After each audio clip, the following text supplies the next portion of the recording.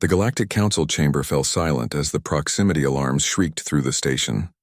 Ambassador Zelthor's three eyes widened in horror as he stared at the holographic display. There, emerging from the churning chaos of slipspace, was a vessel unlike anything the galaxy had seen in 10,000 cycles, the human battleship. Indomitable, materialized like a predator stepping from shadow into light. Impossible, whispered Council Prime Vendar, her crystalline voice cracking. The humans were supposed to be a Class 3 civilization, agrarian, primitive. They only achieved faster-than-light travel 15 standard years ago. The ship dominated the view screen. Where Galactic Council vessels were elegant curves of bioorganic technology, grown in stellar nurseries over centuries, the Indomitable was brutal geometry incarnate. Angular armor plating bristled with weapon ports.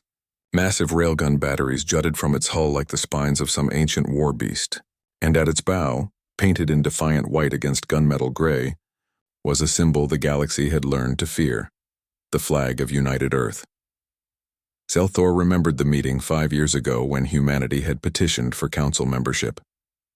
The other ambassadors had laughed.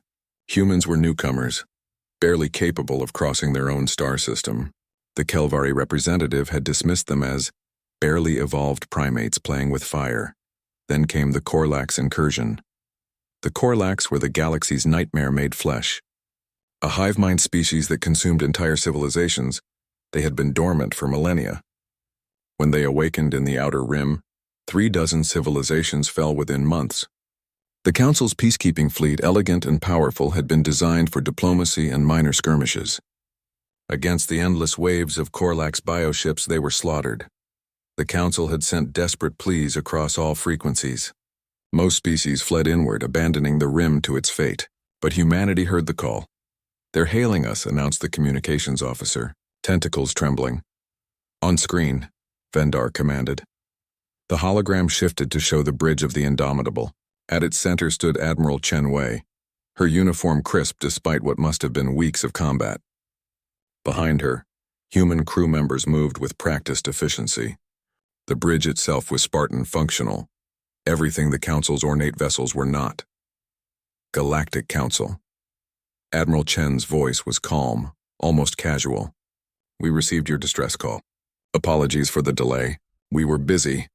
"Admiral," Vendar managed, recovering her composure. We did not expect us to come?" Chen's smile was sharp. "You called for help.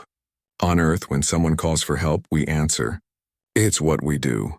Zelthor accessed the tactical feed from the Rim. His heart's nearly stopped. The Korlax fleet that had annihilated the Council's armada numbered in the thousands. The human force consisted of 12 ships. 12 vessels against an ocean of biohorror. The battle data began streaming in. The Indomitable and her sister ships had not engaged the Korlax with the cautious, elegant tactics favored by Council species. They had done something the galaxy had forgotten was possible. They attacked.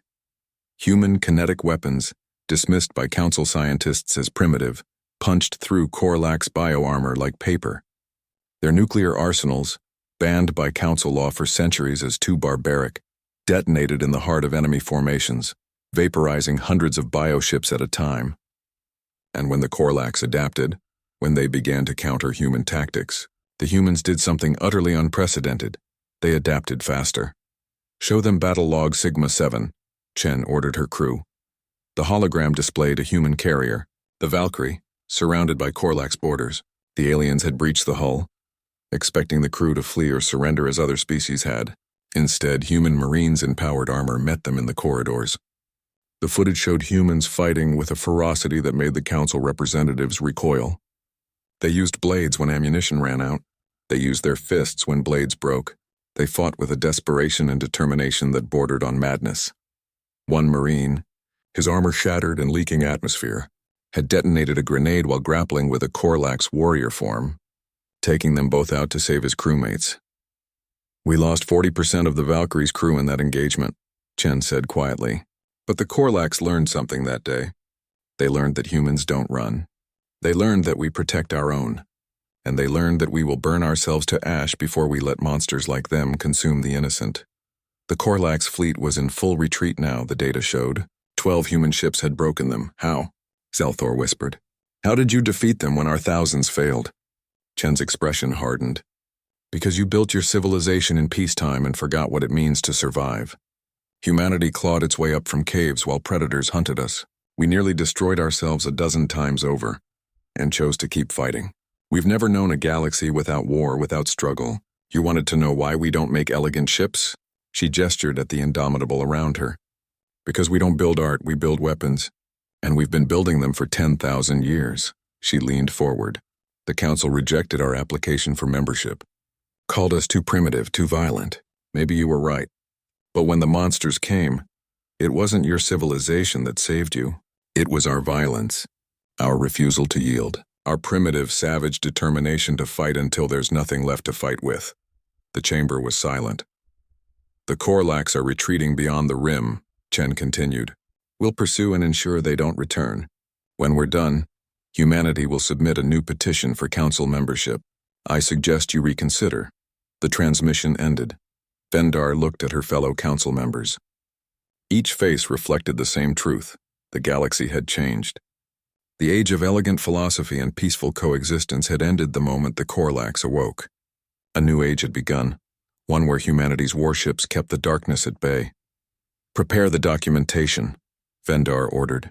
Humanity's petition will be approved immediately, and pray to whatever gods you hold dear that we remain on their good side.